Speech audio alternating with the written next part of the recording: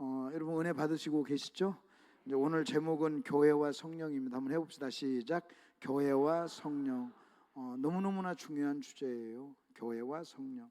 그 본문 말씀을 먼저 보면서 오늘 설교를 제가 먼저 큰 그림을 소개를 하겠습니다. 에베소 교회 사자에게 편지하라.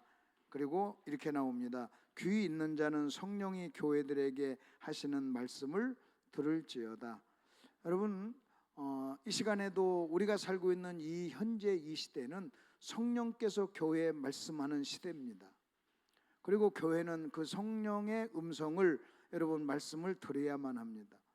그런데 거기 보니까 이렇게 나옵니다. 귀 있는 자는 성령이 교회들에게 하는 말을 들으라 그랬는데 이 말은요, 여러분 내가 교회에 속해 있어도 또는 어떤 교회는 여러분 귀가 없는 교회 또는 귀가 없는 사람이 있다는 거예요. 여러분 귀가 없는 사람이 어디 있습니까? 그러나 여기서 말하는 귀란 뭐냐? 세상 소리나 사람의 소리를 듣는 것이 아니라 하나님의 말씀을 듣는 귀를 얘기하는 겁니다. 여러분이 하나님의 말씀을 듣는 귀가 없으면 성령이 교회들에게 말씀한다는 이 말이 이해도 되지 않고 믿어지지도 않고 여러분 들을 수도 없는 거예요. 지금 이 시대에 성령이 여러분 교회에 말씀하신다. 이 주제를 가지고 여러분하고 같이 말씀을 나눌 텐데, 그럼 문제는 여러분 성경에서 하나님이 성령이 교회들에게 말씀하신다고 했으니 이 말이 진리인 줄 믿습니다. 만일 듣지 못하면 성령이 말씀을 안 듣는 것이 아니라 내가 귀가 없기 때문에 듣지를 못하는 거예요. 여러분 성경이 잘못 될 리는 없잖아요. 그러면 여기서 이런 질문을 해야 됩니다. 그러면 성령께서 교회들에게 어떻게 말씀하시는가? 여러분 어떻게 말씀하시는가? 오늘 여러분 이 공부의 주제입니다. 성령과 교회. 성령은 교회들에게 말씀하셔. 근데 문제는 성령께서 교회에게 어떤 방법으로 어떻게 말씀하시는가? 이것을 알아야 여러분 우리가 그 소리를 들을 수가 있다고 하는 거예요. 그래서 그 부분을 여러분 설교를 할 겁니다. 오늘 어떻게 성령은 교회들에게 말씀하시는가? 이 질문이죠. 이 질문의 답을 이제는 차근차근 성경을 가지고 여러분하고 같이 한번 나눠보도록 그렇게 하겠습니다. 거기 그 다음에 한번 보십시오. 거기 9 가지의 그 키워드가 쭉 나옵니다. 한번 보십시오. 우리 한번 같이 한번 읽어볼까요? 시작. 창조, 타락, 약속, 예수님의 초림, 예수님의 죽음, 예수님의 부활, 예수님의 승천, 성령 강림, 예수님의 재림. 여러분 이 9 가지 키워드는 뭐냐? 9 가지 키워드는 인류 역사를 영적인 시각에서 키워드를 가지고 정리를 해본 겁니다. 하나님이 세상을 창조했어요. 그리고 인간이 타락을 합니다. 그러자 하나님께서 인간을 구원하시겠다고 약속을 하셨어요. 그리고 예수님이 오셨습니다. 예수님이 죽으셨어요. 예수님이 부활했습니다. 그리고 예수님이 승천하셨어요. 그리고 성령이 강림했습니다. 그리고 예수님이 재림, 이게 9번 이렇게 쭉 나옵니다. 그러면 여기서 우리가 좀 아셔야 될 게 하나 있어요. 영적인 시각으로 봤을 때 영적인 단어, 키워드를 가지고 인간의 역사, 전 세계의 모든 역사를 여러분 연결한 겁니다. 그러면 여기 9 가지가 있는데 그런 8가지는 뭐냐? 8번까지는 이미 다 이루어진 것입니다. 아멘. 다시 8번까지는 다 뭐 했다고요? 이루어졌어요. 이제 몇 번이 남았어요? 9번 하나가 남았어요. 그럼 여러분 이걸 아셔야 됩니다. 8번까지 이루어졌다는 것은 9번도 이루어진다는 얘기예요. 다시요. 8번까지 이루어졌다는 것은 9번째도 뭐 해진다? 이루어진다. 자, 그 다음에 또 하나, 여러분 신앙생활이란 무엇인가? 이 질문을 여러분이 항상 하셔야 됩니다. 여러분 이런 말이 있어요. 시대적 소명과 사명이란 말이 있어요. 시대적 소명과 사명. 여러분 하나님께서 여러분을 구약시대 보내지 않고 2026년 이 시대에 여러분을 이 자리에, 이 세계의 역사 속에 여러분 우리를 이 땅에 보낸 것은 저와 여러분이 지금 이 시대에 감당해야 될 사명이 있다는 거예요. 그러니까 여러분 항상 우리가 시대적 소명, 여러분 시대, 나는 이 시대에 왜 태어났는가? 그리고 나는 이 시대에서 내가 해야 될 일이 무엇인가? 하나님의 뜻이 무엇인가? 사명이 무엇인가? 여러분 그것을 여러분이 이해를 해야만 합니다. 그래서 그것을 가리켜서 시대적 소명과 사명이라 자기 시대를 분별할 수 있어야 된다 그 말입니다. 여러분 예수 믿는다는 것이 단순히 착한 일 하는 게 아니에요. 여러분 그냥 착하게 사는 것, 여러분 그것이 신앙생활의 본질이 아니에요. 여러분, 신앙생활의 본질이라는 뭐냐? 각 시대에, 여러분 그 시대에 하나님의 뜻을 발견하고 그 뜻을 순종하고 그 뜻에 맞춰서 사는 것이 신앙생활입니다. 만일 저와 여러분이 구약시대에 태어났어요. 여러분, 구약시대에 태어났으면 하나님의 뜻이 뭔지 아십니까? 예수님이 약속하셨어. 예수님을 약속하셨어. 예수님이 오셔. 그러니까 여러분, 구약시대에서 신앙생활을 잘한다는 것은 하나님께서 약속하신 예수님을 기다리는 것이 신앙생활을 잘하는 거예요. 아멘. 여러분, 그 시대에서 내가 착한 일 하는 것이 여러분 중요하지만 그것보다 더 중요한 것은 하나님께서 당신의 아들을 보내신다고 뭐 하셨어? 약속하셨어. 그러니까 그분이 오실 거야. 그러니까 여러분, 예수님을 기다리는 것이 신앙이에요, 그 시대에는. 그러니까 여러분, 우리가 아셔야 돼요. 그 다음에 이제 예수님이 오셨어요. 여러분, 예수님이 오셨을 때 여러분 신앙생활은 잘한다는 것이 뭔지 아십니까? 그 시대에 그냥 착한 일 하는 것, 만일 그 시대에 착한 일 하는 것이 신앙생활의 본질이라면 바리새인들은요 착한 일을 한 사람이에요. 율법의 의로 흠이 없었던 사람이에요. 그러나 바리새인들은요 신앙생활을 잘 하지 못했어요. 여러분, 예수님이 오셨을 때 신앙생활이란 뭐냐? 저분이 메시아입니다. 저분이 바로 예수님입니다.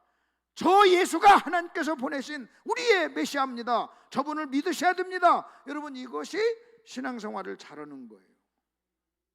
그러니까 여러분, 우리가 그걸 아셔야 됩니다. 만약 단순히 기독교가 윤리가 아니에요. 그냥 단순히 내가 착하게 사는 것, 아무 시대든지 어느 시대든지 여러분 착하게 사는 것, 그건 기본이에요.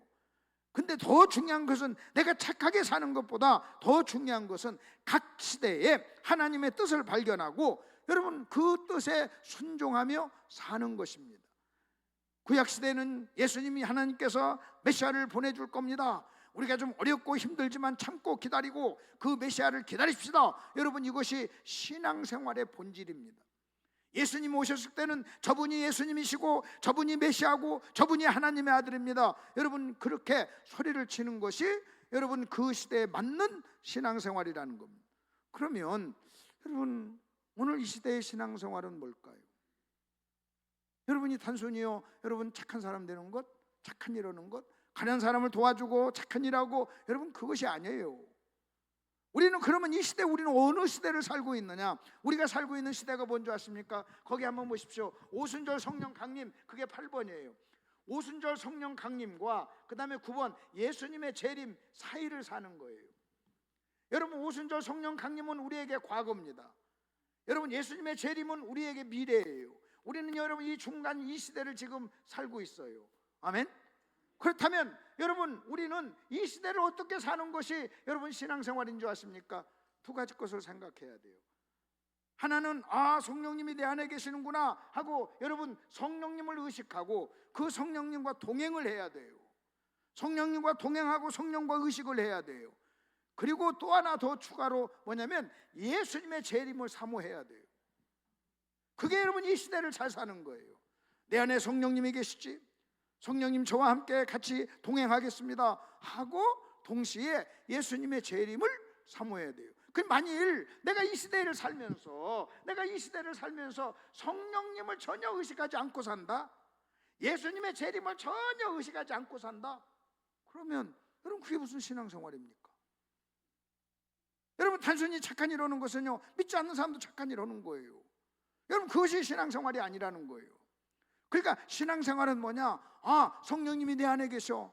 내가 성령님과 동행하고 내가 성령님을 의식하고 여러분 성령님의 음성 앞에 내가 순종하고 여러분 성령 충만하게 살면서 동시에 여러분 뭘 해야 된다고요? 예수님의 재림을 사모해야 돼요. 예수님의 재림을 사모해야 돼요. 다시 말하면 저와 여러분이 예수님의 재림을 사모하지 않는다면 여러분 구약시대에 사는 사람이 예수님 어서 오시옵소서, 예수님 메시아를 보내주시옵소서, 메시아를 기다리지 않는 것과 똑같은 거예요. 그래서 그것을 시대적 소명과 사명이라 그렇습니다. 근데 오늘날 여러분 신앙생활을 보면요 성령을 의식하지 않고 살아요. 그리고 동시에요 재림을 생각하지 않고 살아요. 우리의 관심사에 예수님의 재림이 없어요. 왜 그런 줄 아십니까? 여러분 너무 잘 살아요. 여러분 제가 외국 집회도 많이 했습니다. 그 시드니도 가서 여러 번 집회하고 그리고 LA 가서 집회하고 그리고 워싱턴에 가서도 이 목사님들 세미나도 인도하고, 서울도 여러분 여기서 한국에서도 서울 보십시오. 시드니나 뉴욕이나 아니면 여러분 LA나 그리고 워싱턴이나 여러분 한국이나 서울이나 공통점이 뭔지 아십니까? 너무너무 잘 살아요. 너무너무 잘 살아요. 너무너무 잘 살다 보니까 어떤 일이 나는 줄 아십니까? 재림에 대해서 의식하지를 않아요. 그냥 이 땅이 좋은 거예요. 여러분 재밌는 거예요. 그러니까 여러분 이런 도시들의 공통적인 특징이 뭔지 아십니까? 신앙이 다 끝났어요. 뜨거운 신앙이 없어져 버렸어요. 여러분 어렵고 힘들고 가난한 나라일수록 여러분 영적으로 뜨거워요. 그리고 먹고 살만하면요 반드시 영적으로 미지근해져요. 영적으로 미지근해져요. 그러니까 영적으로 미지근하면서 어떤 일이 나는지 너무 잘 사니까, 여러분 너무너무 잘 살다 보니까 예수님의 재림을요 의식하지를 않아요. 왜? 이 땅에서 부족할 것이 없으니까 그렇다는 거예요.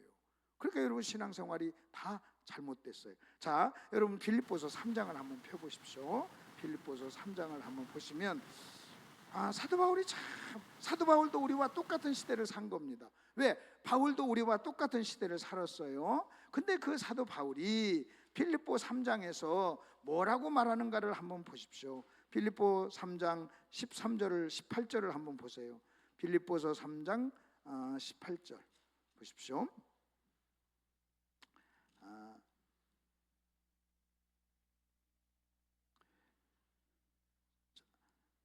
자, 18절 내가 여러 번 너에게 말하였거니와 그랬어요. 바울이 내가 여러 번 너에게 말하였거니와 이 말은 반복해서 했다는 거예요. 그리고 반복해서 얘기했다는 것은요 중요한 얘기라는 거예요. 지금 사도 바울이 내가 여러 번 내가 말했지? 내가 여러 번 말했다, 여러 번 말했다는 거예요. 도대체 무슨 내용이길래 그렇게 여러 번 이야기를 했냐는 거예요. 그리고 이어서 뭐라고 하는지 아십니까? 내가 여러 번 너에게 말하였거니와 지금도 이제도 눈물을 흘리며 말한다 그랬어요. 서론이 이래요. 내가 여러 번 말했지? 내가 지금도 말해. 내가 이 말을 할 때마다 내 마음속에 슬퍼, 눈물이 나. 내가 눈물을 흘리며 내가 지금도 내가 여러분에게 말한다. 도대체 무슨 내용일까요? 궁금하지 않나요? 바울이 이렇게 여러 번 말하고 눈물을 흘리면서 말한 내용이 뭐냐는 거예요. 너무너무 중요한 거예요. 그럼 바울은 무슨 내용이길래 이렇게 여러분 말을 한다는 거예요. 이어서 보십시오. 여러 사람들이 그리스도의 십자가의 원수로 행하느니라 그랬어요. 여러분 사도 바울은 빌립보 교회 속에 십자가의 원수가 있다는 걸 안 거예요. 이게 지금 교회 밖에 있는 사람이 아니에요. 여러분 십자가의 원수라고 하는 이 사람들이 교회 밖에 있는 사람이 아니라, 형제들아 내가 여러 번 너희에게 말했다는 거예요. 그 너희 중에 그런 사람이 있다는 거예요. 그래서 여러분 여러 번 말하고 눈물을 흘리면서 말한다는 거예요. 그러면서 말하기를 너희 중에 십자가의 원수가 있어. 그럼 누가 십자가의 원수입니까? 술 먹고 와서 교회에서 깽판 부리는 사람입니까? 여러분 교회 와서 무슨 윤리적인 문제를 일으키는 사람입니까? 아니에요. 19절 보세요. 그들의 마침은 멸망이요 그들은 누구냐? 십자가의 원수죠. 그들의 신은 배요 영광은 그들의 부끄러움에 있고 땅의 일을 생각하는 자다. 땅의 일을 생각하는 사람이에요. 그리고 이어서 뭐라고 하나? 그러나 우리의 시민권은 하늘에 있다 그랬어요. 다시 말하면 여러분 이 무슨 얘기인 줄 아십니까? 여러분 바울도 이 시대를 산 사람이에요. 바울이 이 시대를 산 사람이면서 이 시대에 잘못 사는 사람이 어떤 사람이냐? 십자가의 원수. 십자가의 원수의 특징은 뭐냐? 땅의 일만 생각하는 사람. 근데 우리의 시민권은 하늘에 있다는 거예요. 다시 말하면 주님의 재림을 생각하지 않고 여러분 이 시대를 잘 산다는 것은 불가능해요. 여러분 예수님의 재림을, 여러분 임박한 재림, 우리 주님의 재림을 생각하지 않으면서 우리가 지금 이 땅에서 신앙생활을 잘한다는 것은요 어떻게 그 일이 가능합니까? 바울은 그런 사람을 뭐라고 하느냐? 십자가의 원수라고 얘기해요. 땅의 일만 생각하는 사람. 여러분 기복신앙의 특징이 뭔지 아십니까? 내세가 없어요. 그래서 현재만 있는 거예요. 현재만. 바울은 뭐라고 하는지 아십니까? 현재의 고난은 장차 나타날 영광과 좋게 비교할 수 없도다. 그러냐 이 생각을 한 거예요. 이 생각을. 그러니까 여러분 내가 나중에 하나님 앞에 가서 내가 받을 상을 생각하면 지금 고난 아무것도 아니라는 거예요. 그렇다면 여러분 보십시오. 지금 이 시대를 우리가 잘 살 수 있는 비결이 뭐냐? 성령님 의식하고 성령과 동행하고 성령께 통제 지배를 받으며 여러분, 우리 주님의 재림을 사모하고 하나님, 주님 어서 오시옵소서, 주님의 임박한 재림을 기다리는 그 삶을 우리가 살 때, 여러분, 이 시대를 우리가 신앙생활 잘할 줄로 믿습니다. 그런 사람을 뭐라고 하느냐? 영적으로 깨어있다 그래요. 뭐라고요? 시작. 영적으로 깨어있다. 영적으로 깨어있다. 이게 여러분 시대적 소명과 여러분 시대적 사명이에요. 자, 그렇다면 여러분 한번 보십시오. 이제 이렇게 전제로 하고 여러분 1번을 한번 보십시오. 1번을 보면 데살로니가전서 2장 13절입니다. 거기에 여러분이 바울이라고 한번 써보세요. 바울이 이러므로 우리가 하나님께 끊임없이 감사하면, 거기 우리가 나옵니다. 우리가 거다 줄치세요. 이러므로 우리가 하나님께 끊임없이 감사하면, 너희가 할 때 너희가 줄 좀 치세요. 우리는 누구고 너희는 누굽니까? 우리는 바울을 포함한 사람들이에요. 너희는 누구냐? 데살로니가 교회 성도들이에요. 편지를 하는 거니까. 그러면 우리는 누구냐? 우리는 누구냐 할 때 설교자예요. 그래서 거기서 이렇게 나옵니다. 너희가 우리에게 들은 바, 너희는 누구냐? 여러분, 사도 바울의 설교를 듣는 사람이에요. 하나님의 말씀을 받을 때 사람의 말로 받지 않고 하나님의 말씀으로 받음이니 진실로 그러하다. 다시 한번 보십시오. 우리는 누구라고요? 설교자. 너희는 누구라고요? 청중, 듣는 사람이에요. 설교를 듣는 사람. 근데 바울이 이렇게 얘기합니다. 내가 끊임없이 너희에게 감사할 것이 있어. 여러분, 설교자인 여러분 사도 바울이 바울의 설교를 들은 청중에게 끊임없이 감사할 게 있다는 거예요. 뭘 감사했냐는 거예요. 뭘 감사했냐? 여러분, 바울의 설교를 듣고 은혜를 받아가지고 여러분 설교자인 바울에게 아파트를 하나 사줬다, 자동차를 하나 사줬다. 예, 감사할 일이죠. 근데 여러분, 그 얘기입니까? 바울은 뭘 감사한 줄 아십니까? 뭘 감사했냐면 자기의 설교를 하나님의 말씀으로 받아주는 것이 너무나 고마웠다는 거예요. 여러분, 나에게 설교자에게 아파트를 사주고 자동차를 사주는 것보다 더 감사하고 감사할 것이 뭐냐? 여러분, 설교를 여러분 잘 듣는 거예요. 그것도 하나님의 말씀으로 듣는 거예요. 너무너무나 고맙고 감사한 거예요. 바울은요, 그것 때문에 쉬지 않고 감사했어요. 고맙다고. 만일 바울이 여기서 설교했으면 설교하기 전에도 그랬을 거예요. 여러분, 제 말을 잘 경청해 줘서 너무 감사합니다. 끝나고 나서도 여러분 말씀을 경청해 주셔서 너무너무 감사합니다. 여러분 이렇게 얘기했을 거예요. 바울은요, 크게 감사했어요. 그러면서 뭐라고 얘기하냐면 너희가 사람의 말로 받지 않았다. 사람의 말. 그렇다면 여러분요, 여러분이 설교를 들을 때 사람의 말로 받을 수 있는 위험이 있다는 거예요. 그리고 어떤 사람은 사람의 말로 받은 사람도 있다는 거예요. 그럼 사람의 말로 받을 때 어떤 일이 일어난 줄 아십니까? 여러분 설교 끝났어요. 나갑니다. 나갈 때 여러분이 쑥 나가시면 목사님 오늘 어떻게 기분이 좋으신지 설교가 좀 길었습니다. 여러분 이렇게 얘기한다고 합시다. 그건 뭐 욕도 아니에요. 설교가 좀 길었다. 근데 여러분 잘 들어보세요. 하나님의 말씀으로 받았다면 과연 그런 말을 할 수 있을까요? 하나님의 말씀으로 안 받았기 때문에 그 말이 나오는 거예요.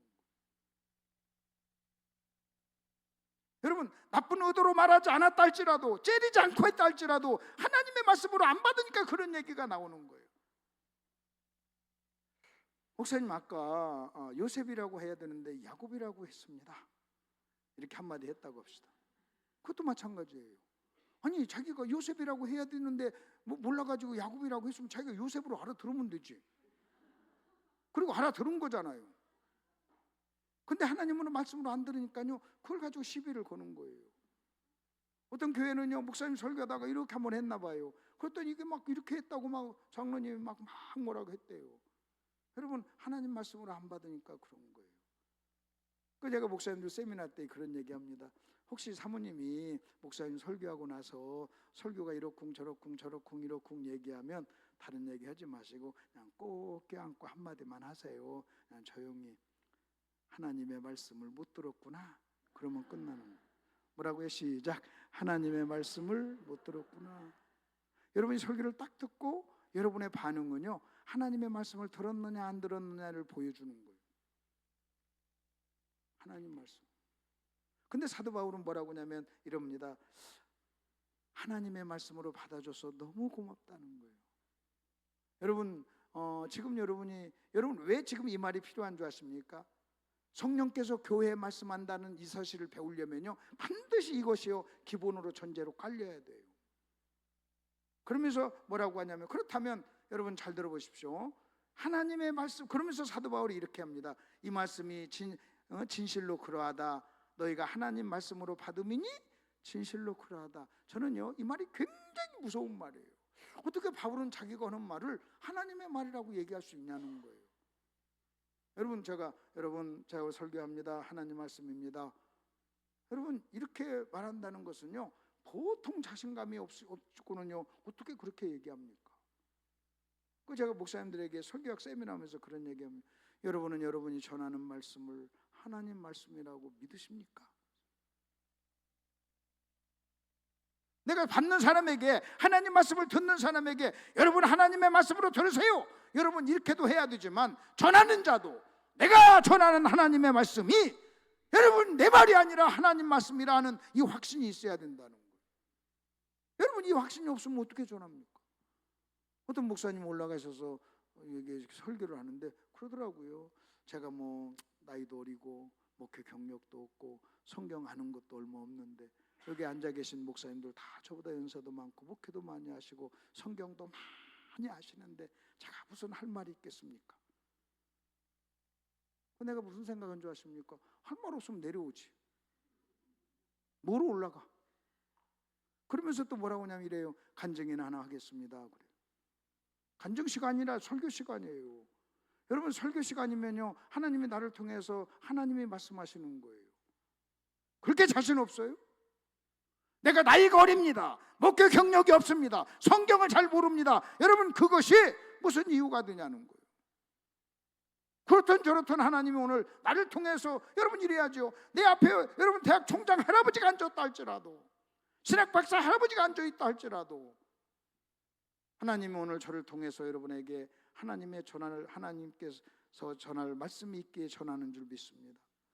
제가 하나님을 대신해서 하나님 말씀을 전하겠습니다. 이렇게 담대하게 전해야죠. 청중을 무시하란 말이 아니에요.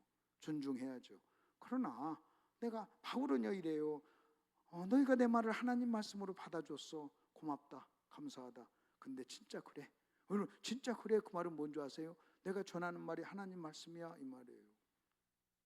저는요 제가 설교 시간이 아니고 내려가서는 장로님 만나고 목사님 만나고 다른 누구 만났을 때도요 내가 이렇게 하지는 않아요. 그러나 마이크 딱 들고 내가 설교하는 시간에 설교를 한다 그럴 때는요 제가요 하나님 말씀을 전한다는 확신이 있어요.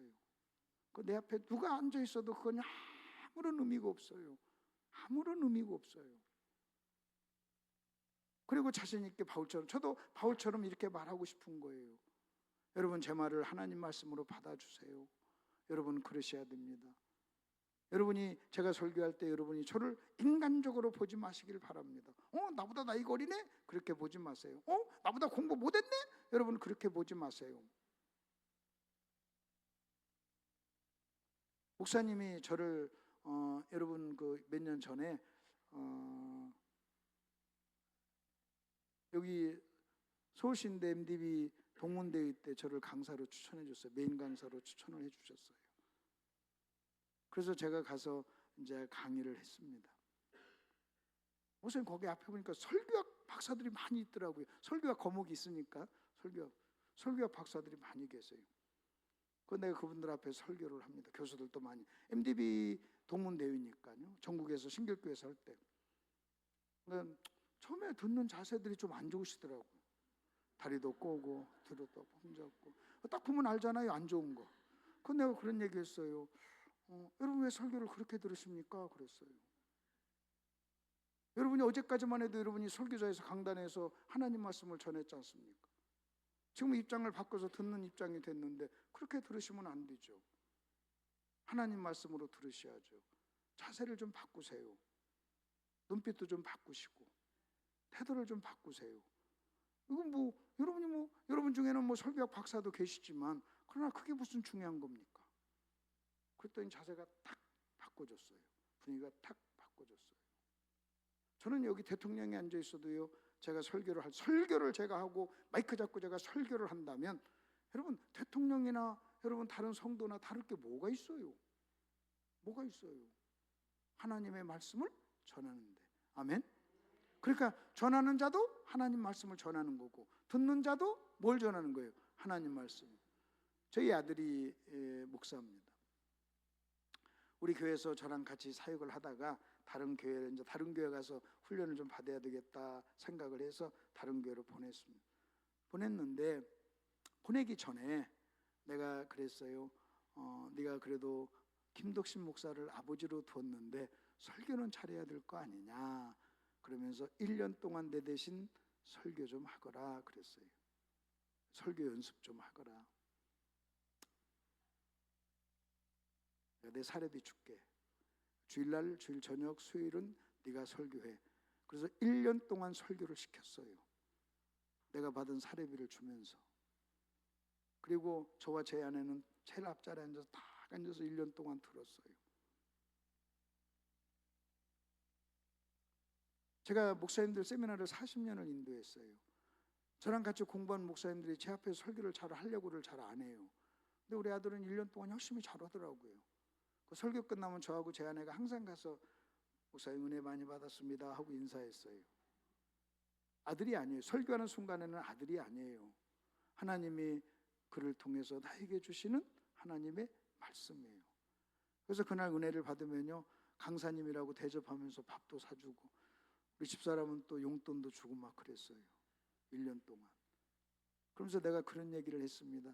나중에 한참 세월이 흘러서 시간이 많이 지나갈 때 네 생애의 이 1년이 가장 놀라운 일이고 우리 아버지가 나한테 해준 것 중에 가장 놀라운 일이 이것이다. 그렇게 네가 생각할 거다 그랬어요.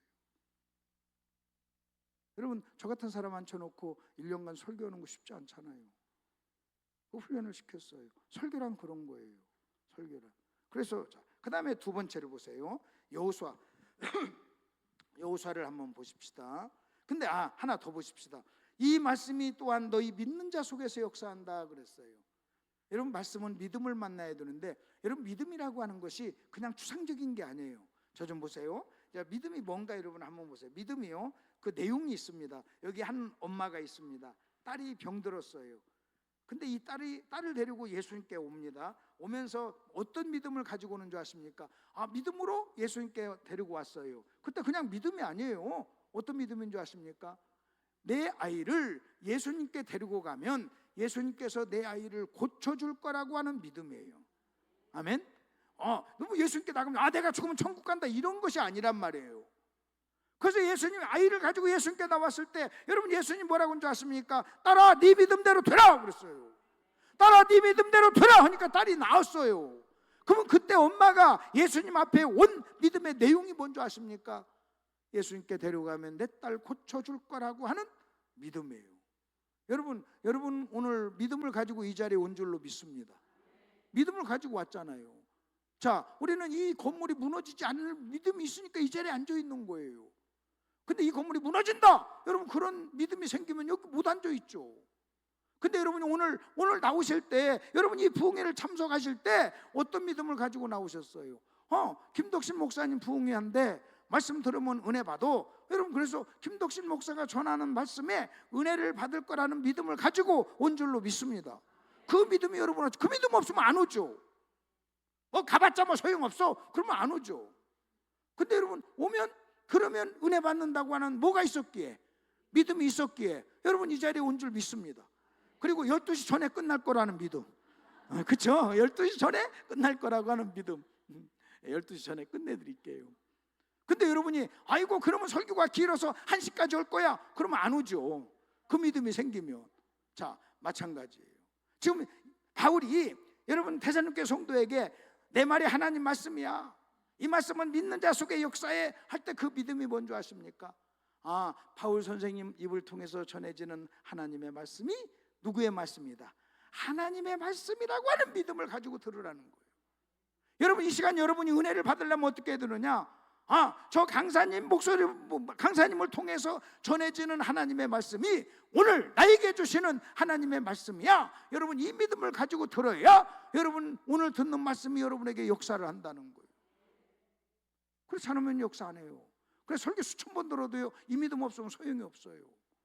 그 설교를 들을 때는 항상 하나님이 나에게 주시는 말씀, 이 긴장을 가지고 이 믿음을 가지고 들어야, 또 이 믿음을 만나야 설교는 역사를 하는 거예요.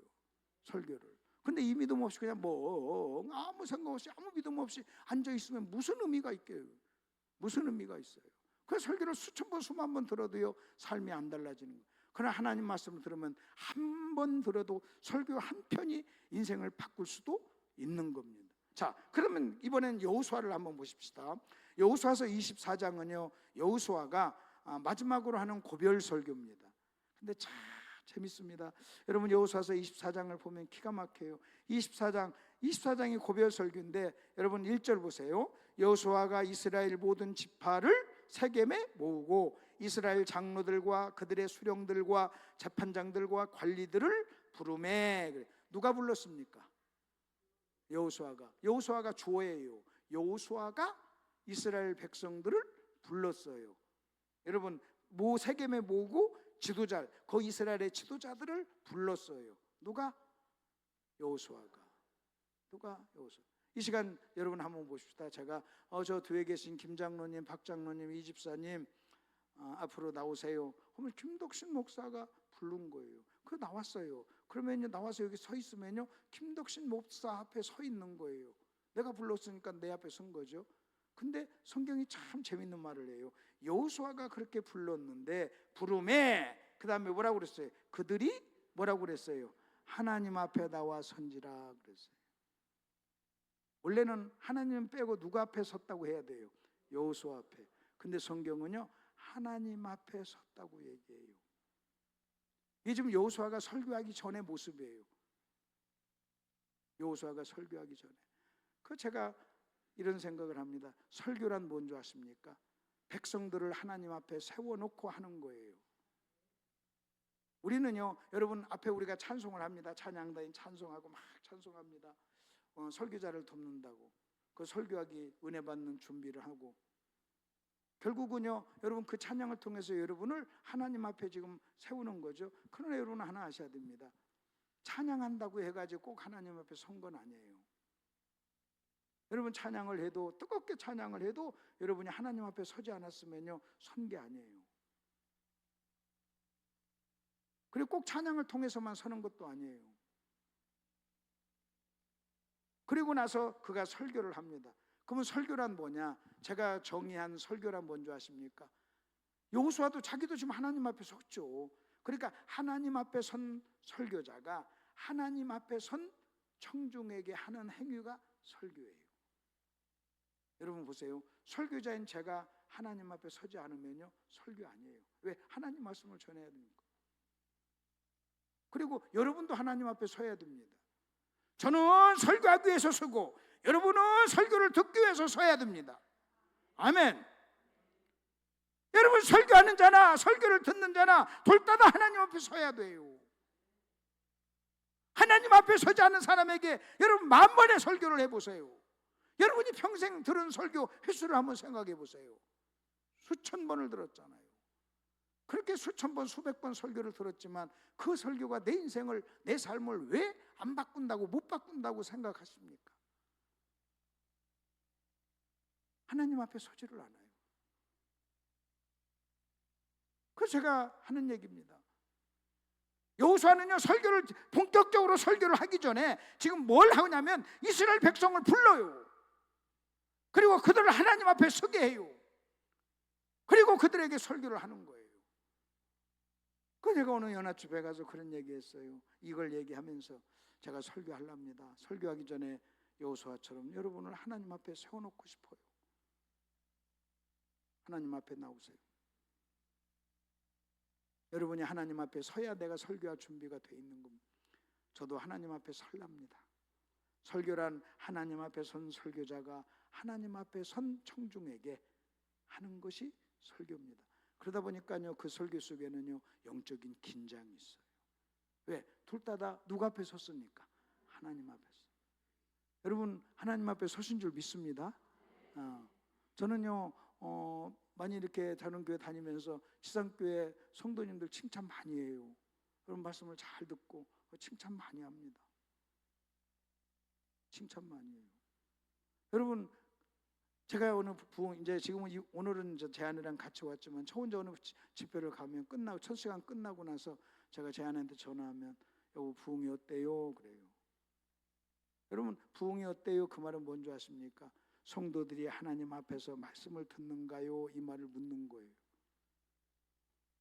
그리고 제가 이것을 알기 때문에 성도를 하나님 앞에 세워놓지 못하면 내가 아무리 유창한 말로 설교를 한들 아무런 의미가 없다는 걸 제가 아니까요.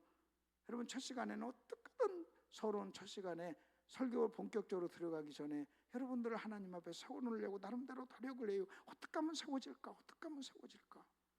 그래서 여러분 내가 첫 번째 시간에 오늘 설교를 소개하면서 여러분 이런 설교를 하려고 합니다. 여러분 하나님 앞에 이런 설교를 들으시길 준비를 하시길 바랍니다 하면서 설교를 소개하는 거예요. 그리고 제가 설교를 할 때는 정말 저도 영적인 긴장을 유지하면서 하고 싶은 게 있다는 거예요. 그리고 나서 하나님 앞에 선지라 2절 보세요. 여호수아가 모든 백성에게 이르되 여기서 2절서부터 설교를 시작하는 겁니다. 그러니까 설교하기 전에 하나님 앞에 세워놓고 그 다음에 설교를 하는데 뭐라고 합니까? 여호수아가 모든 백성에게 이르되 이스라엘의 하나님 여호와께서 이같이 말씀하시기를 그래요. 그러니까 여러분 아까 보세요. 아까 바울이 말한 거나 지금 여호수아가 말한 거나 표현들은 다르지만요 본질적인 의미는 같은 거예요. 지금 바울이 뭐라고 그랬어요? 내가 전하는 말이 하나님 말씀이야 이렇게 말했잖아요. 근데 여호수아는 뭐라고 그랬어요? 여호수아가 모든 백성에게 이르되 이스라엘의 하나님이 나에게 너희에게 이 말하라고 얘기했어. 그 말이에요. 다시 말하면 내가 지금부터 너희에게 하는 말은 내 말이 아니야. 하나님이 여러분에게 전하라고 나한테 알려준 말이야. 요 얘기를 하는 거예요. 여러분 설교자가 여러분에게 설교할 때 설교자의 말 같습니까? 그렇지 않아요. 그렇지 않아요. 설교란 뭐냐? 하나님의 말씀을 받아서 전달을 하는 거예요. 그런데 지금 하나님께서 여호수아에게 말을 해요. 그리고 이 말을 그대로 전하라고 해요. 근데 그 말을 하는 내용이 뭔지 아십니까? 거기 보니까 내용이 뭐냐면 이겁니다. 너희가 가나안 땅에서 전쟁할 때 너희 힘으로 한 것이 아니다. 너희 칼로나 활로 한 것이 아니라 내가 왕보를 먼저 보내고 내가 먼저 앞에 나가서 싸웠지 하는 얘기를 하는 거예요. 그래서 모든 것이 은혜라는 거예요. 네가 가나안 땅 나가서 전쟁을 할 때 그 전쟁을 이긴 것이 네 실력으로 된 거냐? 아니라는 거예요. 네 힘이나 네 능력으로 된 게 아니라는 거예요. 그것을 네 칼로 활로 한 것이 뭐라고요? 아니요. 내가 싸웠다. 내가 줬다 하고 얘기를 하는 거예요. 자, 그러면 여러분 잘 보세요. 지금 이 말을 먼저 누가 누구에게 했어요? 하나님이 누구에게 한 거예요? 여호수아에게. 그리고 여호수아는 그 말을 들어서 또 누구에게 한 거예요? 백성에게. 맞죠? 다시요. 이 말을 누가 했다고요? 하나님이. 누구에게? 여호수아에게. 여호수아는 그 말을 또 누구에게? 백성에게. 이해가 되십니까? 그러면 또 한번 보십시다. 여호수아는 누굽니까? 여호수아는요 가나안 땅에 들어가서 칼과 활 가지고요 나가서 목숨 걸고 전쟁을 한 사람이에요. 근데 하나님이 그 여호수아에게 뭐라고 얘기한 줄 아십니까? 네가 막 칼로 활로 싸웠었나? 내가 했지. 그렇게 얘기하는 거예요. 아니 그 말을 다른 사람에게 했다면 모르겠는데 지금 그 말을 누구에게 하는 거예요? 여호수아에게. 여호수아는 누구라고요? 가나안 땅에 들어서 칼과 활 가지고 뭐 한 사람이라고요? 싸운 사람. 만일 내가 여호수아라면 그렇게 나한테 말할 때 하나님한테 딱 째리면서 하나님 그렇게 말씀하시면 섭하지요. 아니 내가 칼 가지고 활 가지고 내가 싸웠지. 내가 칼 가지고 활 가지고 싸우다가 여기 상처도 있고 여기 허벅지에 찔려가지고 지금도 흉터가 있는데 그렇게 말씀하시면 하나님 섭섭하지요. 만일 여러분 여호수아가 이렇게 생각했다면 설교는요 나를 통과하면서 변질되는 거예요. 그 하나님의 말씀을 전적으로 동의하지 않으면 설교는 변질이 되는 거예요. 하나님이 나에게 말씀하셔. 근데 그 말씀에 내가 설교자인 내가 전적으로 동의하지 않고 나는 이렇게 생각 안 합니다 하고 내가 살짝 내용을 바꾸잖아요. 그러면요 설교는 변질이 되는 거예요. 더군다나 여호수아는 얼마든지 그렇게 할 수도 있는 사람이잖아요. 제가 이때 하나님의 마음을 한번 봐요. 그렇게 말씀하시는 여호수아에게 그렇게 말씀하시는 하나님의 마음. 와, 쉬운 얘기 아니잖아요. 쉬운 얘기. 이번에는 여호수아가, 여러분 여호수아가 그 말을 받아가지고 이제는 백성들에게 말합니다. 백성들에게 말합니다. 그때 여호수아가 하는 그 설교를 처음 듣는 사람을 뭐라고 하느냐? 1차 청중이라고 그래요. 여러분 저는 지산 선교교회에 와서 설교를 합니다. 맞죠? 그리고 여러분은 제 설교에 무슨 청중이에요? 1차 청중이라고 그래요. 무슨 청중? 1차 청중. 근데 이 설교가 녹화가 돼가지고요 불특정 다수에게, 많은 사람에게 전해진다. 그 사람은 1차 청중이 아니에요. 2차 3차 청중이에요. 근데 옛날 같으면, 여러분 미디어가 발달하지 않았을 때는 그냥 1차 청중만 모아놓고 하는 거예요. 근데 지금은 미디어가 발달이 됐기 때문에 여기 녹화 떠가지고 막 아무한테나 막 전해준단 말이에요. 여러분 아침마당, 그 아침에 한 20명 모아놓고, 청중 모아놓고 막 녹화를 해요. 20명이 1차 청중이지만 그 사람 들러리예요. 그렇게 녹화해가지고 수많은 사람에게 보내잖아요. 만일 미디어가 발달되지 않았다면 그러지 않았을 거예요. 저는 그래서 항상 내가 무슨 생각하는지 아십니까? 여러분 저를 불러주고, 저를 강사로 불러준 사람이, 불러준 분이 목사님이에요. 여러분 교회예요. 저한테 맛있는 거 사준 분이 여러분 성도예요. 그리고 저한테 사례비 주는 분이 지상교회예요. 그렇다면 제가요 1차 청중을 대상으로 제가 여기다 모든 여러분 에너지를 쏟아야 줄 줄 믿습니다.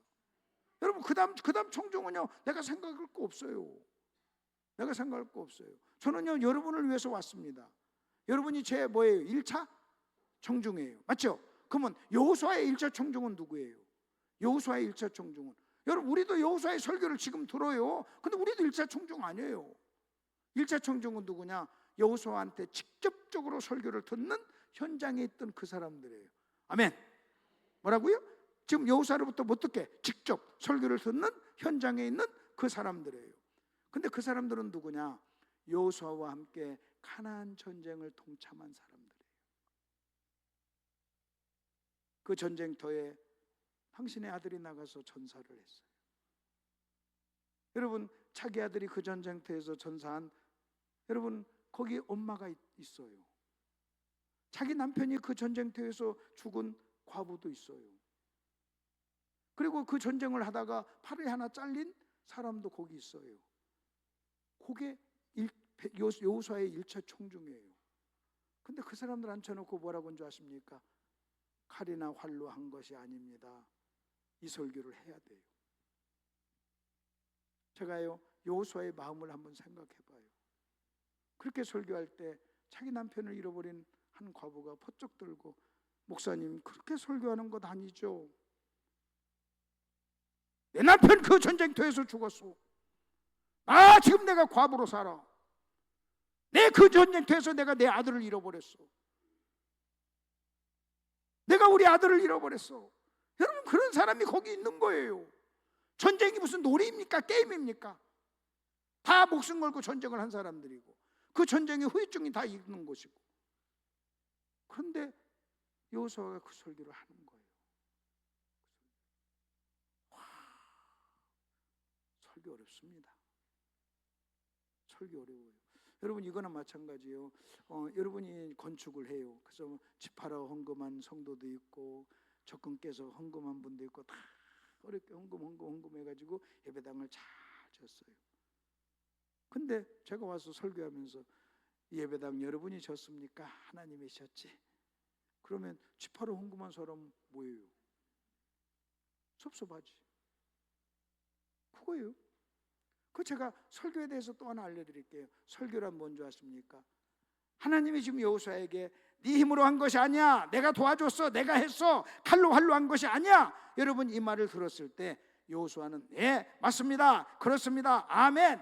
여러분 이렇게 했기 때문에 그대로 전한 거예요. 그렇다면 그런 걸 뭐라고 하느냐? 내가 하는 것이 아닙니다, 그렇게 말하는 것을 자기를 부인한다. 그렇게 내가 다른 사도보다 더 많이 수고하였으나 내가 하는 것이 아니요 하나님이 하셨습니다. 그 얘기예요. 그것의 구약 버전이에요. 그렇다면 여러분 생각해 보세요. 설교자는 어떤 사람이냐? 자기를 부인하는 거예요. 자기가 했지만 자기가 한 것이 아니라고 말하는 사람. 여러분, 내가 전쟁에 나가서 목숨 걸고 싸웠지만 하나님이 도와주셨다고 말하는 사람, 이게 여러분 자기를 부인하는 사람이에요. 그리고 청중은 어떤 사람이냐? 청중도 마찬가지예요. 그 전쟁을 때문에 아버지를 잃어버리고 아들을 잃어버리고 남편을 잃어버렸지만 하나님이 했다고 고백하는 자기를 부인하는 사람. 그 제가 설교에 대한 정의를 이렇게 내려드릴게요. 설교란 뭐냐? 자기를 부인하는 설교자가 자기를 부인하는 청중들에게 하는 행위가 설교예요. 근데 만일 내가 설교자인 내가 하나님부터 음성을 들을 때 내가 나를 부인하지 않잖아요. 그럼 내가 하나님께 따지는 거예요. 하나님, 그렇게 말씀하시면 섭합니다. 그리고 여러분, 청중 듣는 여러분들이 자기를 부인하지 않으면요, 우리가 칼로나 활로 한 것이 아니라 하나님이 했습니다. 그러면 여러분 중에, 목사님,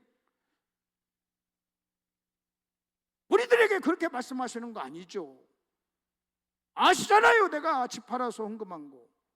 여러분, 이렇게 말하는 사람은요, 여러분, 어떻게 그런 사람 앞에 설교를 할 수 있겠어요? 이게 좀 상당히 고급스러운 내용인데 여러분 다 알아들으실 줄 믿습니다. 아멘? 여러분, 이 말이 여러분에게 이해가 된다면 여러분은요, 정말 지금 굉장히 어려운 말을 들을 귀가 있는 분이에요. 들을 귀가 있는 거예요. 근데 여러분 정도라면 다 듣고 소화할 수 있으니까 제가 말씀을 드리는 거예요. 만약 여러분이 그렇게 자기를 부인하지 않잖아요? 그러면 목사가 진짜 설교하면요, 삐져요. 그리고 뭐라고 하는지 아십니까? 목사가 나 깠다 그래요. 목사가 나 쳤다 그래요. 그 설교를 그렇게 들으면 설교. 자, 그렇게 하시고 이제 그 다음 장 한 장 넘겨보세요. 여기까지 다 이해가 되시죠? 자, 그러면 3번 보십시오. 본문과 본문 말씀을 통해, 자, 성령과 교회. 본문은 뭐예요? 에베소 교회 사자에게 편지하라. 귀 있는 자는 성령이 교회들에게 말씀하는 걸 들어라 그래요. 그게 지금 에베소 교회 얘기하는 겁니다. 여러분 잘 들어보십시오. 여러분, 성령은 교회들에게 지금도 말씀을 하십니다. 근데 여러분, 거기 에베소 2장 1절을 보세요. 1장 1절입니다. 하나님의 뜻으로 말미암아 그리스도 예수 사도된 바울은 에베소에 있는 성도에게 예수 안에 있는 신실한 자들에게 편지한다 그랬어요. 자, 여러분 보세요. 우리는 보통 에베소서를 누가 썼습니까? 그러면 사도 바울이요, 그렇게 얘기합니다. 사도 바울이 에베소서를 썼습니다, 그래요. 틀린 말은 아니에요. 그렇다고 해서 정답도 아니에요. 이게 문제예요. 다시요. 여러분, 에베소서의 저자가 누굽니까? 바울입니다. 사도 바울입니다. 에베소의 저자는 사도 바울입니다. 여러분, 이 말 굉장히 조심해서 써야 돼요. 틀림없이 사도 바울이 편지를 쓴 건 사실이에요. 그러나 성경은 또 뭐라고 얘기하냐면 이렇게 얘기합니다. 성령이 교회들에게 말을 한다는 거예요. 그러면서 그 다음 구절 보세요. 여러분은 예배소 장로들 모아놓고 저는 바울이 지금 하는 얘기입니다. 여러분은 자기를 위하여 또는 온 양떼를 위하여 삼가라. 성령이 그들 가운데 여러분을 감독자로 삼고 하나님이 자기 피로 사신 교회를 보살피게 했다. 성령이 여러분을 감독자로 삼고 목사로 삼았다는 거예요. 자, 그러면 여러분 보십시오. 에베소서의 저자가 누구냐? 더 정확하게 말을 한다면 여러분 이겁니다. 잘 들어보세요. 성령께서 바울을 통하여 하신 말씀이에요. 뭐라고요? 시작. 성령께서 바울을 통하여 하신 말씀이에요. 여러분, 이 말하고 에베소서의 저자가 바울이야, 여러분 이 말하고는요 본질적으로 틀려요. 여러분, 틀림없이 바울이 에베소서를 썼어요. 근데 성경은 뭐라고 하는지 아십니까? 성령이 교회들에게 하는 말을 들으라는 거예요. 그러면 성령이 교회들에게 어떻게 말씀하시는가 할 때요, 가장 일반적인 보편적인 방법이 뭐냐? 그 교회에 세운 목사님을 통해서 말씀하신다는 거예요. 뭘 통해서요? 목사님을 통해서. 에베소 교회는요, 성령께서 누구를 통하여 말씀하셨어요? 바울을 통하여 말씀했어요. 그래서 여러분 이렇게 보셔야 돼요. 성령께서 바울을 통하여 에베소 교회에 말씀하셨다. 그리고 그들은 바울을 통해서 전해지는 말씀을 누구 말로 들었다? 하나님 말씀으로 들었다. 이게 정답이에요. 이게 정답이에요. 가장. 그 다음에 누구에게 주시는 말씀이냐? 교회에 준다는 말을 여러분 잘 들으세요. 자, 어디에 준다고요? 교회. 여러분, 교회는 뭐냐? 한 사람이 교회가 아니에요. 교회는요, 교회라는 말은 구원받은 사람의 무리를 얘기하는 거예요. 공동체를 얘기하는 거예요. 그러면 여러분 잘 들어보세요. 이런 부흥이란 뭔지 아십니까? 여러분, 이런 부흥이라고 하는 것은, 이 부흥회는 김덕신 목사를 통하여 성령께서 지산성결교회에 주시는 말씀이에요. 다시 시작. 김덕신 목사를 통해서 지산성결교회에 주시는 하나님의 말씀. 누가? 성령께서. 여러분, 교회 말하는 거예요. 근데 여기서 꼭 하나 기억하세요. 여러분 중에, 제가 지금 교회 얘기를 하는데 여러분 중에 한 개인이 이 설교를 들어요. 근데 본인은 너무 성경을 잘 알아요. 그래서 내가 듣는 수준보다 훨씬 높아요. 그래서 자기 양이 안 차요. 그래가지고 불평을 해요. 아이고, 무슨 설교 저거 수준 저래 막 그래요. 근데 여러분 하나 아셔야 돼요. 저는요, 그 한 사람에게 전화로 온 게 아니에요. 지산교회에 전화로 왔어요. 이해가 되십니까? 누구의 전화로 왔다고요? 지산교회에 전화로 온 거예요. 근데 자기가 성경을 많이 알아, 많이 안다고 해가지고 내 수준에 안 맞아. 그래가지고요, 여러분 왜 저런 강사를 불렀느냐? 여러분 이렇게 말하는 것은 문제가 있다는 거예요. 다시 말하면 여러분 이겁니다. 지금 이번에 전해지는 말씀은 제가 기도하면서, 하나님, 지산교회에서 저에게 설교를 부탁 왔는데, 집회를 인도하려고 왔는데 어떤 말씀을 하길 원하십니까? 하고 기도하고 결정한 거예요. 제 컴퓨터에는요 10,000편의 설교가 있어요. 여러분이 와서 설교해달라고 10,000번 해달라고 한 건 아니잖아요. 5번만 딱 해달라고 그랬잖아요. 그래서 그 중에 5번을 골라야 되잖아요. 그럼 제가 기도하고 골랐겠지, 그냥 골랐겠어요? 눈 감고 그냥 찝었겠어요? 하나님이 지산교회 어떤 말씀을 하기를 원하십니까? 해서 응답을 받았어요. 그러면 여러분, 그 말씀이 여러분 개인적으로는 마음에 안 들 수도 있어요. 그러나 그 말씀이요, 그 교회 전체적으로 꼭 필요한 말씀이었다면, 그것을 여러분 개인적으로 마음에 안 든다고 해가지고 불통불통하고 그걸 원망하고 그걸 막 그냥 들이받고 하면 안 된다는 거예요. 지금 이해가 되시죠? 그래서 여러분이 이러셔야 돼요. 여러분이 개인적으로 원체 수준이 높아서, 여러분 그러면 그 사람 한 사람에게 수준 맞춰 설교를 하면요, 다른 사람은요 여러분 그 한 사람에게 설교하러 온 게 아니라고요. 지산교회에게. 그렇다면 여러분 이래야 돼요. 아, 하나님이 우리 교회에 들려주는 음성이구나. 저도 설교를 몇 번 바꿨어요. 5번이니까 몇 번 했다가 또 바꾸고, 기도하면서 또 바꾸고 또 바꿨어요. 몇 번 바꿨어요. 몇 번. 나중에 이렇게 몇 번 바꾸다가 결국은 내가 성령이라고 하는 이 주제로, 2가지 이 주제를 가지고 연결해서 말씀을 드리고 싶었어요. 어쩌면 여러분, 성령과 대적, 성령과 교회는 여러분 지산교회에 오늘 꼭 필요한 말씀이기에 성령께서 제 마음에 그런 감동을 준 줄로 믿습니다. 그러니까 여러분이요, 개인적으로 여러분 그리고 또 하나, 개인적으로 자기가 너무 수준이 낮아. 그래서 이 설교를 못 알아들어. 그러면 여러분 그렇다고 해서 너무 어렵다 그럴 필요도 없어요. 그 다음에 또 하나 보십시다. 여러분, 이 설교라고 하는 것은 뭐냐면 옛날 말씀을, 옛날 몇천 년 전 이야기를 오늘의 말씀으로 받는 거예요. 여러분, 같이 지산교회라고 하는 이 성령 공동체가 성령의 음성을 동시에 같이 듣는 거예요. 그래서 어떻게 하는 줄 아십니까? 이번에 하나님께서 우리 교회에 성령의 인도를 받고 성령을 의식하며 성령과 교제하며 성령을 대적하지 말라고 우리 교회에 주신 말씀이구나. 그렇게 여러분이 받으셔야 돼요. 그게 정답이에요. 그 설교회가 그렇다는. 그래서 교회를요, 전체 성도들이 모여가지고 똑같은 한 음성을 들으면서 같이 여러분 하나가 되는 거예요. 같이.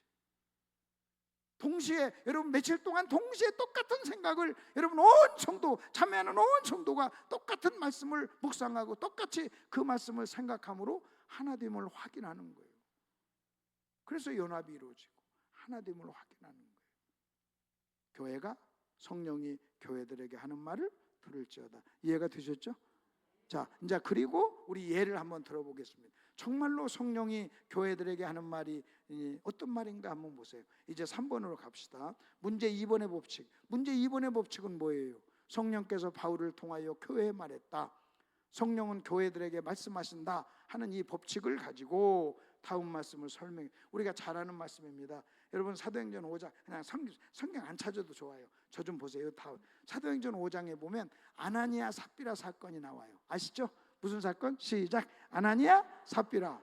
근데 솔직히 아나니아 삽비라 사건을요 설교하는 것이 굉장히 목사들한테 부담스러워요. 왜? 헌금 얘기가 나오고 죽음 얘기가 나오니까. 뭐 헌금 안 하면 죽는다, 막 헌금 조금 하면 죽는다 이러니까 그 말을 가지고 설교하는 것이 부담스러운 거예요. 부담스러운 거예요. 자, 헌금, 죽음 이 얘기가 나오니까. 자, 그러면 또 한번 보십시오. 자, 잘 들어보세요. 자, 그러면 지금 아나니아 사건은 무슨 얘기냐? 여러분 이걸 아셔야 됩니다. 아나니아 사건은 성령께서 초대교회에 하신 말씀이에요. 다시 뭐라고요? 시작. 아나니아 사건은 성령께서 초대교회에 말씀하신 사건이에요. 아멘. 자, 그걸 여러분이 전제로 하고 제가 설명을 해드릴게요. 여러분 초대교회는 어떤 교회였느냐? 그때는요 매일매일 몇천 명씩 구원받는 성교. 그러니까 지금으로 얘기하면요 여러분 매주마다 몇백 명씩 몇천 명씩 막 교회가 숫자가 더해져요. 그걸 뭐라고 하느냐? 우리 용어로 뭐라고 하냐면 날마다 교회가 뭐에 부흥됐어요. 그것도 여러분 뭐 1, 2명, 1, 20명 그렇게 되는 게 아니에요. 뭐 여러분 1,000명, 2,000명, 3,000명씩 막 더해지는 거예요. 이런 어떤 부흥이 일어났어요. 그 다음에 두 번째는 무슨 일이 하는 줄 아십니까? 성도들이요 재산을 자기 재산이라고 하지 않고 모든 걸 팔아서 사도들 앞에 내놨어요. 지금으로 얘기하면요 재정이요 몇 터지는 거예요. 자, 숫자가 늘어나요. 숫자가요 상상을 초월할 정도로 부흥이 일어나요.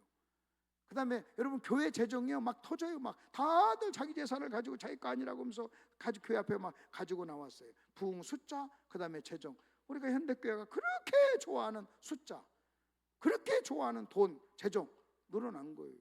그 다음에 세 번째 뭔지 아십니까? 초대교회는요 여러분 그들은 환난과 고통을 당하면서 기뻐했어요. 날마다 모여서 가르침을 받고, 그 다음에 날마다 그들은 기도하고, 그 다음에 그들은 찬송하고 기뻐했어요. 그러면 여러분 이런 교회가 지금 서울에 있다면, 여러분 서울에 있다면 내가 볼 때는요 전혀 문제가 없어요. 이런 교회인데 숫자가 늘어나고 재정이 늘어나고 기뻐하고 찬양하고 날마다 기도하고 날마다 모여서 여러분 전도하고, 뭐 문제 약점이 뭐가 있어요? 약점이 하나 없어요. 그런데 어떤 일이 일어난 줄 아십니까? 갑자기 아나니아 삽비라가 죽어요. 여러분 하나님이 말씀하신다는 것은 꼭 내가 너에게 이렇게 그것만이 아니에요. 하나님은 말씀하시는 방법이 다양해요. 다양하게 말씀하세요. 그러면 이 아나니아 삽비라 사건이 하나님께서 초대교회에 말씀하신 것이라는 것을 우리가 어떻게 알 수 있느냐?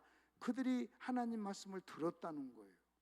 그 사건을 통해서 여러분 들었는데 어떤 음성을 들었느냐? 거기 사건에 대한 반응을 보세요. 여러분 사도행전 5장 5절, 아나니아가 이 말을 듣고 엎드러져 혼이 떠나니 이 일을 듣는 사람이 다 크게 두려워하더라. 그 다음에 두 번째, 온 교회와 이 일을 듣는 사람들이 다 크게 뭐했다? 두려워했다 나와요. 그러면 여러분 보세요. 이들은요 그 아나니아 삽비라 사건을 통해서, 저 좀 보세요. 아나니아 삽비라 사건을 통해서 이 일을 듣는 모든 사람들이 다 헌금을 했더라. 그러면 헌금하라는 얘기예요. 여러분 이 사건을 통해서 이 일을 듣는 모든 사람들이 여러분 다 겸손했더라. 그러면 겸손하라는 말이에요. 근데 이들이요 그 사건을 만나면서 야 우리도 헌금하자, 여러분 이렇게 듣지 않았어요. 우리도 다 바치자, 여러분 이렇게 듣지 않았어요. 그렇게 이게 헌금하라는 얘기가 아니에요. 그러면 하나님께서는 아나니아 삽비라 사건을 통해서 초대교회에 무슨 말씀을 하고 싶었어요. 그리고 했어요. 그리고 초대교회는 그 말을 들었어요. 어떤 말을 들은 줄 아십니까? 하나님을 경외했더라. 그러면 그 사건은 뭔 줄 아세요? 나를 좀 경외해, 이 말이에요. 나를 경외해. 근데 이것을요 헌금 죽음이라는 얘기로 들으니까 얘기를 못하는 거예요. 이 사건은 뭐냐? 하나님이 초대교회에 말씀하신 사건인데 그 사건을 통해서 어떤 말씀을 했는가? 너희들 나를 좀 경외해야 되겠구나, 이렇게 말을 한 거예요. 자, 한번 보세요. 역사가 짧은 개척교회를 갑니다. 어떤 교회가 개척하면서 막 교회가 막 그냥 막 그렇게 발전을 해요. 막 숫자가 늘어나고 막 그렇게 해요. 근데 그런 교회를 갑니다. 가면요, 와, 우리 교회 좋다고 하고 우리 목사님 좋다고 하고 막 헌금하고 막 기뻐하고 막 뭐 그래요. 근데 뭔가 약한 게 있어요. 강사 앞에서도요 함부로 툭툭툭 얘기해요. 자기 목사님하고도 함부로 툭툭툭 하고 농담하고 막 얘기를 해요. 다시 말하면 그들이 기뻐하고 좋아하고 열심히 모이고 막 이렇게 개척교회에서 이렇게 하긴 하는데 영적으로 묵직한 맛이 없는 거예요. 하나님을 그럼 무슨 생각? 정말 저게 좋은 교회인데 자 숫자도 새로 나오고 헌금도 하고 여러분 교회가 막 부흥되고 막 기뻐하고 하는데 가벼워. 말하는 게 가벼워. 그리고요 여러분 강사하고 농담 따먹게 하면 안 되죠. 강사하고 농담 따먹게 하는 거 개인적으로 하면 좋아요. 그러나 여러분 조금 이따 내가 가서 설교를 해야 되는데 농담 따먹게 하면서 어떻게 설교를 하나님 말씀으로 듣겠어요? 여러분 목사님한테 함부로 툭툭툭 그렇게 얘기하면 안 되죠. 왜? 그 목사님의 설교를 하나님 말씀으로 들어야 되는데. 그 내가 무슨 생각하냐면 이 교회 겉으로 보면 문제가 없어. 부흥도 돼. 신선해. 그리고 뭐 좋아. 막 찬양도 하고 막 그냥 기뻐해. 근데 무슨 생각이 드냐면요, 제가 여러분 교회 와서 참 좋은 게 있어요. 여러분 지금 여러분이 아멘 안 는다고 해가지고 안 들으니까 아멘 안 는 거 아니죠? 내가 그거 다 알아요. 너무 잘 들으니까 아멘을 못 하는 거예요. 기가 막혀서. 그렇죠? 하고 막 그냥 맞추는 거예요. 어떤 교회는요 아멘을 하는데 가볍게 해요. 막 시도 때도 아무 때나 아멘해. 그럼 내가 그래서 한 번은 내가 못생겼습니다 그랬더니 아멘 그러더라고. 근데 맨날 그럴 때 무슨 아멘 하냐 그랬어요. 그럴 때는 아멘 하는 거 아니지 그랬어요.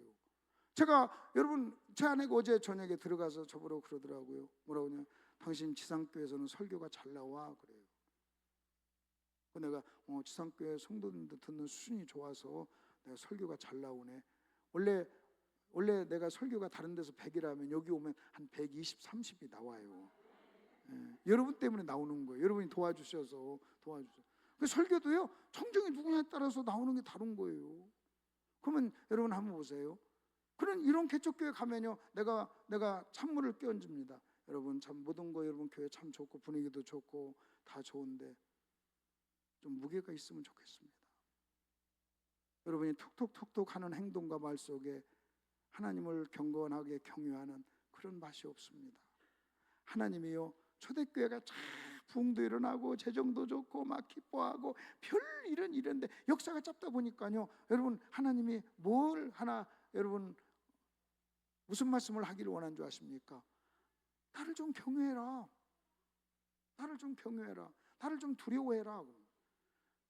그래가지고 아나니아 삽비라 사건을 통해서 그 말씀을 하신 거예요.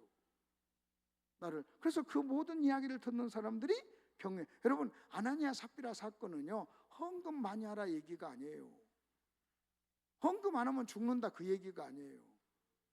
그 말씀을 그 사건을 통해서 하나님의 초대교회 하신 말씀은 하나님을 그러면 그 말씀이 뭔지 아십니까? 우리가 하나님을 섬길 때 하나님을 경외하면서 섬깁시다.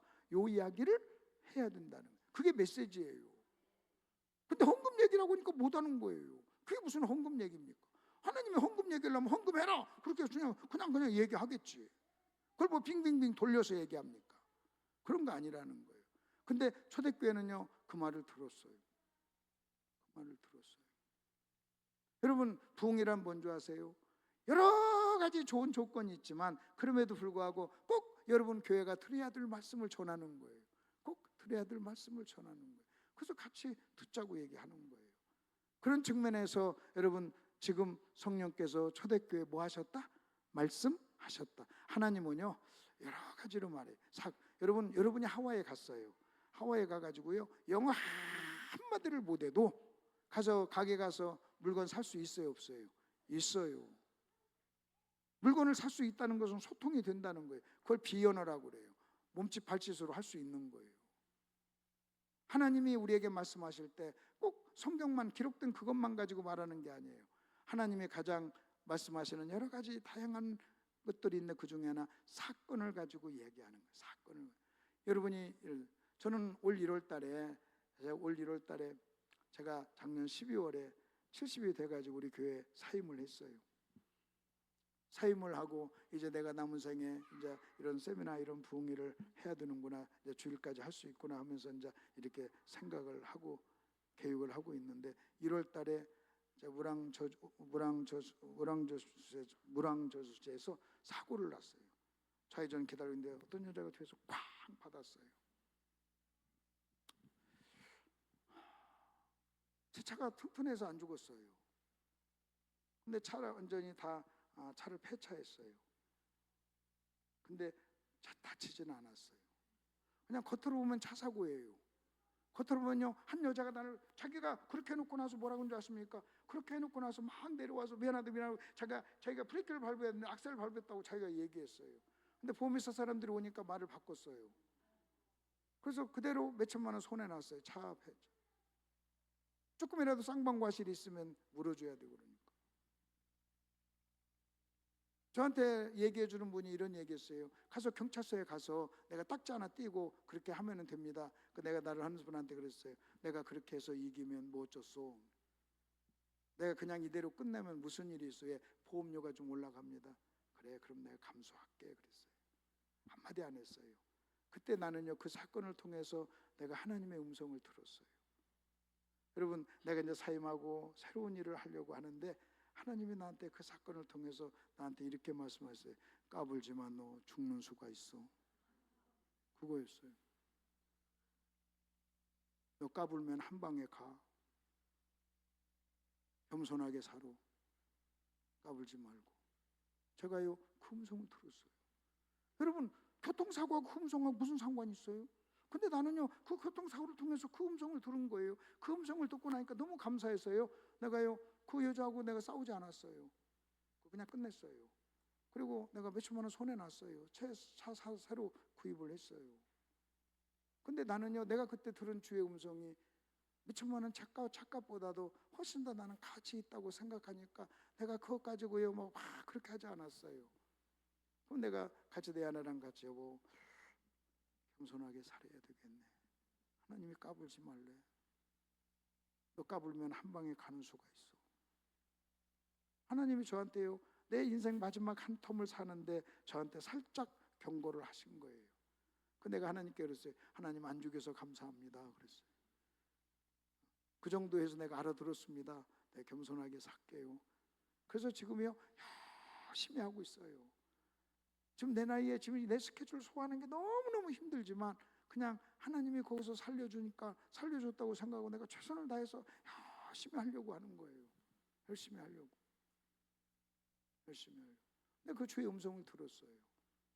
여러분, 성령께서 지금도 여러분 개인에게도 말씀하시고 교회에도 말씀하십니다. 성령께서는요, 저는요 성경을 읽는 전문가니까 성경을 통해서도 말하지만 더 중요한 것은요, 사건을 통해서도 말을 한다는 거예요.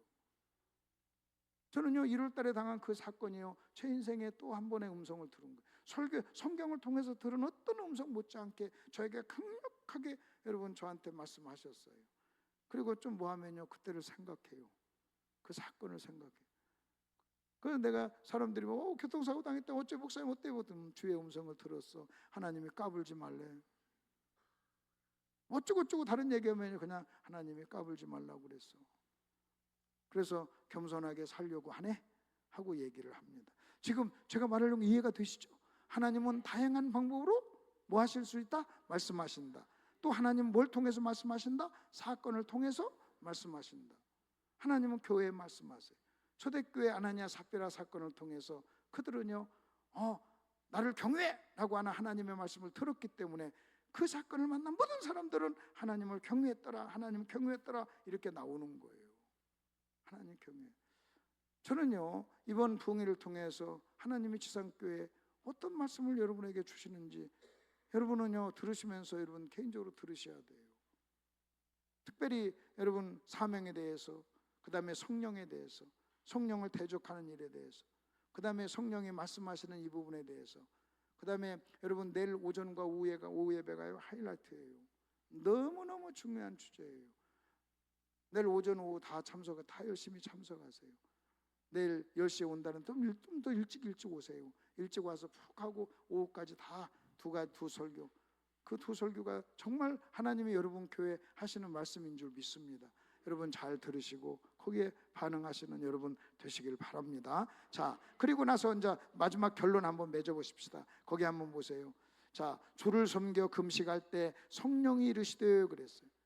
여러분 바울과 바나바를 안디옥에서 따로 선교사로 보내는데 성경에 보니까 뭐라고 했냐면 우리가 당회에서 결정했습니다, 여러분 이렇게 말하지 않아요. 우리가 사업회에서 결정했습니다 말하지 않고 주를 섬겨 금식할 때 성령이 말했다. 성령이 말하니까 교회가 그걸 들었어요. 그럼 성령이 무슨 얘기를 했느냐? 바울과 바나바를 선교사로 보내라 그랬어요. 세상에 담임 목사와 부목사를 선교사로 보내라는 거예요. 근데 안디옥 교회는요 그 성령의 음성을 들었어요. 우리는요 성령이 이르시되라고 하는 이 표현을 잃어버렸어요. 이 표현을. 그래서 여러분 저 좀 보세요. 자, 그 다음에 보십시오. 또 성령이 아시아에서 말씀을 전하지 못하게 하시고는, 어떻게 성령이 말씀을 전하지 못하게 했다? 바울이 하는 말이에요. 그 다음에 또 보십시오. 그러므로 나 바울은 한 번 두 번 너에게 가고자 했으나 신방입니다. 사탄이 막았도다. 여러분 저는 이 세 구절을 가지고 우리가 생각해야 될 게 영적 분별력이에요. 그래서 뭐라고 하냐? 성령이 말씀하셔, 사탄이 막았어, 지금 성령이 막았어. 이래요. 우리가 만일 여러분 잘 들어보십시오. 이런 표현들이 지금도 존재한다면 여러분 이래야 됩니다. 아니 장로님 왜 지난주에 예배 참석 못했습니까? 그러면 이래야 돼요. 바빠서요. 그러면 안 돼요. 성령이 막았습니다. 이래야 돼요. 아니 권사님 왜 못 왔습니까? 사탄이 막았습니다. 이래야 돼요. 근데 여러분 지금 현대교회 그런 말이 사라져 버렸어요. 성령이 주어가 돼서 하는 말이 사라진 거예요. 그래서 끽 한다는 말이 뭐냐면 바빠서요 그래요. 여러분 바빠서요 그래요. 여러분 그러면 교회 나온 사람은 안 바쁩니까? 내가 바빠서 못 나왔습니다. 그러면 내가 웃으면서 그래요. 안 바쁜 사람 많이 있었는데 너만 바빴냐? 그래요. 그러면 바빠서 못 나왔으면요 여러분 다음에 또 바쁘면 또 못 나올 거 아니에요. 그게 무슨 신앙이에요? 아니 안 나온 거 좋아요. 성령이 못 가겠으면 못 오는 거 좋아요. 사탄이 막아서 여러분 내가 사탄에 져가지고 못 왔으면 좋아요. 근데 여러분 바빠서 내가 다 주어예요. 근데 성경은 그렇게 말하지 않아요. 바울이 뭐라고 하는지 아십니까? 성령이 말씀을 이르시되 성령이 전도하지 못하게 해서 사탄이 막았도다. 내가 이런 표현을 묶어서 이렇게 볼 때 무슨 생각? 현대교회가 초대교회 이런 모습을 잃어버렸구나. 그 다음에 또 하나 뭔지 아십니까? 어떻게 이렇게 분별할 수 있을까? 어떻게 이렇게? 혹시 아내가 덤비면 꼭 껴안고 성령이 덤비게 하디? 하고 물어보세요. 여러분 그렇잖아요. 그러니까 이거 어떻게 이런 표현을 하지? 어떻게 이런 표현을 하지? 어떻게 이런 표현? 근데 지금 이런 표현하는 사람이 어디 있습니까? 없어요. 이런 표현하면 좀 이상한 사람처럼 느끼고. 그래서 우리가 기독교 그 초대교회에서 2000년이라고 하는 시간이 이렇게 지나가는 과정 속에 우리가 너무나 잃어버린 성경적인 보물 같은 표현이에요. 보물 같은 표현이에요. 여러분 제가 여러분에게 와서 성령이 지상교회 가락에서 제가 왔습니다. 이렇게 표현하죠. 그러면 여러분도 성령께서 우리 강사님을 보내주셨구나 이렇게 들으시고, 저분을 통해서 뭔가 하실 말씀이 있겠지 하고 들으시고. 근데 내가 어떤 때는 우리 이걸 어떻게 회복하지?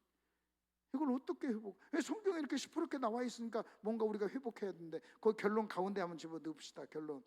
신앙생활이란 성령님의 음성을 듣고 순종하는 것입니다. 더도 아니고 덜도 아니에요. 신앙생활은 성령의 음성을 듣고 순종하는 것. 저 좀 보세요. 지금 9시 20분. 성령께서 저에게 말씀하시네요. 그만하랍니다. 네? 그만하랍니다. 내일 오전 오후 기대하시고 오시길 바랍니다.